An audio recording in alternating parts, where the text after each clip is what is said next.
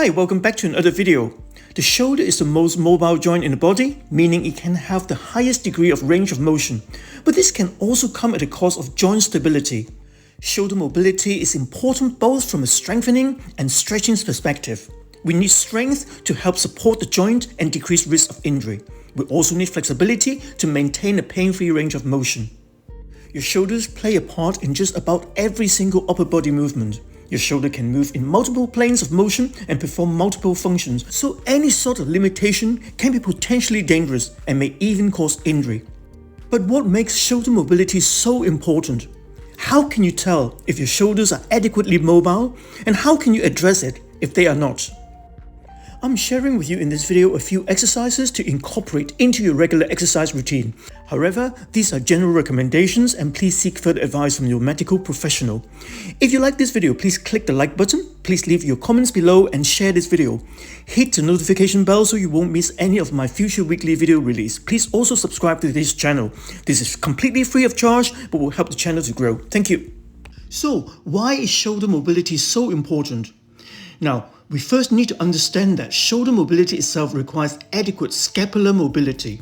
Without a stable scapula, impingement can occur and your shoulder mobility and health could be compromised. On the other hand, if your shoulders have too much stability, it can restrict your range of motion, affecting your ability to perform a wide variety of common movements. Now, this is because any overhead movement is going to be compromised by poor shoulder mobility. If you cannot get into a proper pressing position with your shoulders, you run the risk of putting unwanted stress on your shoulders in that position, predisposing to shoulder injuries. Poor shoulder mobility can also affect your squat, even though it is a lower body movement. Hand placement in the squat will not only affect placement of the bar, but also tension on your shoulders. The narrower your hands are on the bar in your squat, the better shelf you will have to place the bar comfortably. However, your shoulders need to be mobile enough for this narrow hand placement. The list of movements affected by poor shoulder mobility can go on and on, but the idea is that you need proper shoulder mobility to safely and effectively perform a large majority of weight-bearing exercises. We often take our shoulders for granted. What is unfortunate is that we don't always understand how complex the joint actually is. And without a thorough understanding of how it is built and how it functions, there is a higher likelihood for deficient biomechanics and gradual functional limitations. However, understanding your shoulder mobility is more complex than it may appear. The joint itself has a lot of moving parts and each impact different areas of your overall shoulder movement. Interestingly enough, while most people refer to the shoulder as a singular joint, it actually consists of 4 smaller joints. As you can see, 2 of the joints, the AC joint and the glenohumeral joints, are the primary joints that connect the arm to the torso. However, the 2 other joints actually play a major role in many of our everyday motion involving arms and shoulders. And this is because the muscles that support the shoulder joints have connection points between many of these bony structures. Take the rotator cuff for example. Your rotator cuff comprises 4 muscles that connect your scapula, that is the shoulder blade, to the humerus, that is the bone of your upper arm. These muscles help to stabilize the humerus within the glenohumeral joint. Additionally, there are 17 scapular muscles correlated with the back of the shoulder. Some of the most commonly discussed muscles are the lower and the middle trapezius, as well as the serratus anterior. This collection of muscles is also partially responsible for stabilizing the shoulder joint as a whole. Because the shoulder allows for a great variety of biomechanical movements, ensuring ample stability is essential to preventing injury within all the tissues involved. Speaking of biomechanics, let's dig into the movements made possible by your shoulders. Basic motions involve flexion, that is moving your arms overhead. Extension, moving your arms back behind you. Abduction, lifting your arm up and away from your side. Adduction, moving your arm back down to your side. Internal rotation, rotating your arm inwards. External rotation, rotating your arms outwards. And from these 5 initial motions stem a complex range of combined functional movements. Most functional movements of the shoulder combine linear motion, that is flexion and adduction, and some degree of rotation.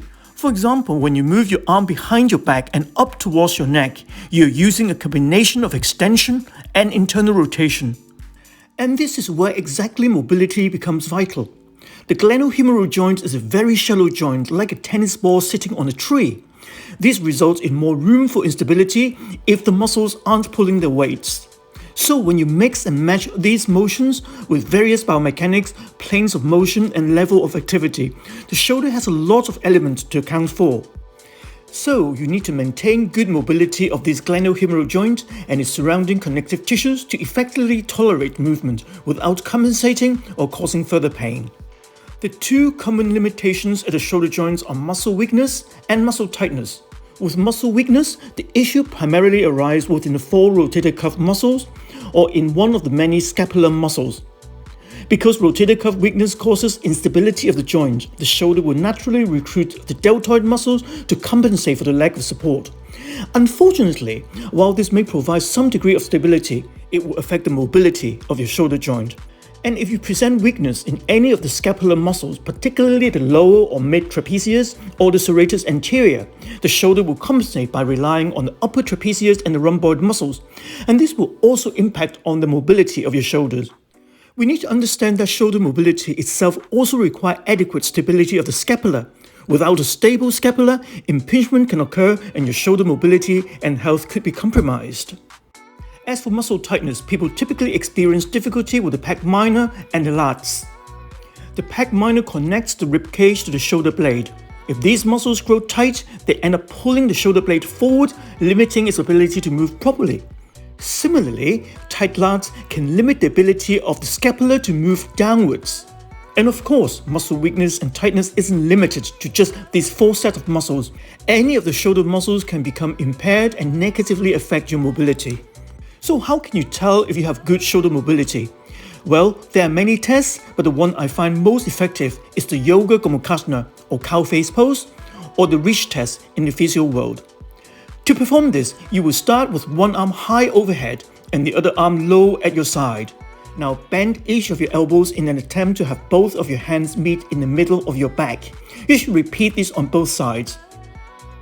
The goal is for your hands to be able to touch one another. If this is the case, your shoulder mobility should be considered good or even great if you can overlap your fingers. If your hands cannot touch, measure the distance in between your fingertips. If there is more than 2 inches between your fingers, you have some work to be done to increase your shoulder mobility. I'm going to share with you in the next video the best exercises to improve your shoulder mobility. But before we do that, we need to make a distinction between mobility and range of motion. Your range of motion is the complete range of how far your anatomical structures can move on each plane of movement, whereas your mobility specifically refers to how well you can control your muscles as they move through the complete range of motion. This distinction plays an important role in determining what exercises you need for optimal motion. For improved mobility, your exercises are more central to working your tissues, focusing on stretching and alleviating tightness in the muscle tissue, ensuring that they are physically prepared for the movements. We're going to review both range of motion and shoulder mobility exercises in part 2 of this video, so see you next week. Thank you for watching until the end. If you like this video, please click the like button. Please leave your comments below and share this video. Hit the notification bell so you won't miss any of my future weekly video release. Please also subscribe to this channel. This is free of charge but will help the channel to grow. If you're interested in improving your health and fitness or losing weight, if you suffer from or wish to prevent back pain, please take a look at my book, which is now available from Amazon worldwide. Thank you.